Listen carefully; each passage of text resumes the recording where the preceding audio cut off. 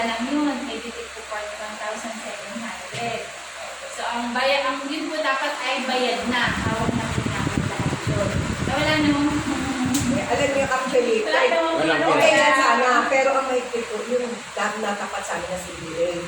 May-required po kami na ultimo resibo, Yes, na yung sa, nagawa pa nga ako ng resolution para mag-copy ng ng account. Ang higpit talaga kailangan siya. Kaya, saan po pa kayo Hindi, ang niyo po sa Manila Extension. Oo, dun sa may, Sa may, sa may congressional doon, sa may, oo, ang mabigat yung CBA, ang dami niya talaga sinisige. Ay sabi ko, sige, para na lang Maikpit ko talaga yan. So di ngayon, ba tayo mami? Di ba hinanap tayo yung mga mga po talaga ang resibo. Ngayon, kaya dito na lang po gagawin niya from 360. Oo, ang mangyayari naman, sabi na lang sa akin, pag January, mag-amend na lang ako. Opo. I-amend ko Kaya lang siya. kakausapin niyo po yung 15, kailangan niyo po mag-record ng tigka tatlo. Kasi hindi po kayo makakapag-amend nang wala kayo may Yes, record kailangan sa po CCA. subscribe yun eh. Kasi magbibigay po kayo sa CDA ng proof na, kasi po bawat isang member po, sasabihin Ah. ko yung master. pag nag-member na po ang isang, di ba sa inyong membership form, nakalagay po sa membership form kung magkano sinasubscribe na sa member. Pag nag-subscribe po kasi yan, binibigyan po kasi yan ng certificate of subscription, or we call it the share capital stocks certificate. No? Stock certificate po siya. Yun ang pinag-present po sa CDA na report. Kasi pagdating po ng January, ang dami pong report ng co-op. So doon po pinapakita. Kaya pag nakita nilang, actually pag nakita nilang fully subscribed na yung authorized, i-require po talaga kayo na mag-amend. Kasi hindi na po kayo makakagalaw pag fully subscribed na. Yeah, so kailangan mo. Oo, doon po yung yan po ang kasihan ng pagyaman ng cooperativa.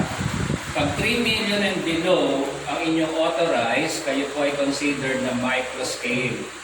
Pag 3 million to 15 million ang inyong authorized, kayo po ay tatawagin small scale. Pag 15 million up to 50 million, yan po ay 50 million up to 100 million, yan po ay tatawagin ang tawag doon, millionaire, small scale millionaire na cooperative. Pag 200 million pataas, large scale millionaire. Okay, yun po ang niya, basihan niya. So dito po pinagbabasihan sa authorized. No? Kaya po pagka po nag-awarding ang CDA, meron po tinatawag sa CDA taon-taon nag-award parangal. By category po yan. Ang naglalaban-laban po dyan, yung mga categories nyo. Katulad nyo, kung 360, sa small scale kayo. No? Kami po kasi, 10 million na ina-approve sa amin kami, nandito na po kami sa, kayo po micro, kami small scale. No? Pero ito po, kaya lang naman po kami agad nakakapagganyan dahil siyempre meron po kami organization din, livelihood support, at may mga program kami doon, so ma-justify po namin yung authorized share capital. Eh kami, yung 10 million po na yan, 40 members lang po ang kailangan namin na magsasubscribe ng 250,000 to 1,000 members na magsasubscribe ng 10,000. Kasi po, minimum subscription namin sa cooperative is 10,000 pesos. Ang maximum po ay 250,000. So, again, kaya dito po ang basihan. Kailangan po bawat isang member na iintindihan po niya yung subscription. Diba? Kailangan po alam niya kung magkano sa subscribe niya. Halimbawa po, ang sinubscribe niya ay 5,000 o 6,000, yung minimum 10,000. Pag na-fully subscribe naman po yung isang member, pwede po siya magdagdag ulit. So kasi hanggang 250 pa ang kanyang maximum eh. Pero umabot na siya sa 250, hindi na siya pwede mag-subscribe until the authorized is increased. Pagka lumaki na po yung authorized, saka pa lang po siya pwedeng Kasi dagdagan. may maximum tayo na 10% lang. Yes, maximum 10% of the subscribe lang po.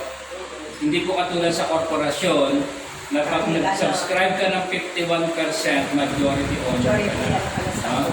In fact, pwede mo i-subscribe yung 100% na mag-isa ka lang. Ganyan po yung nangyayari sa mga may-ari ng korporasyon. Halimbawa, hindi nila binibigay ang majority ownership. No? Kasi pagdating kasi ng vote of arms sa korporasyon, majority wins. Pero ang bilangan nila ng majority po kasi is share capital. Tayo po sa co-op, ang bilangan natin ng majority person. Kaya kung halimbawa may 10 kang tao, 2/3 votes. Kasi may sistema po tayo na 1 vote, 1 person, 1 vote. Kahit si Danny Sultan, meron siyang 100,000 na shares, tapos kayo po ay 10,000 na shares. One lang din, parehas. Equal rights po kayo, dahil isang boto lang po kayo. Hindi katulad po sa korporasyon, Oo. pag 51% po ang kanyang shares, Shares eh. kasi kayong lahat, mas halimbawa, ilan tayo dito? 2, 4, 6, 8, 10. 10 tayo. 10 tayo, naghati-hati sa 49%. O, tigpa 5% lang tayo. Tapos lahat tayo, gusto natin na etong gawin. Pero pag sinabi niya, dahil siya ang 51%, pag sinabi niya etong gagawin, siya pa rin ang panalo. Talo niya yung 10. Pero sa kooperatiba, 10 tayo, 2/3 vote. 7 dapat. Pag sino bumoto ng 7, siya ang panalo. Ganun po siya. No? Majority vote po kasi talaga sa cooperative. So kaya ang tututukan niyo po dito, authorize, subscribe. Ang tututukan niyo naman po sa member, kailangan niyo po kausapin lahat ng mga miyembro ninyo at tatanungin niyo po magkano ang inyong isa-subscribe. Ngayon, pag credit, mahalaga po yung subscription.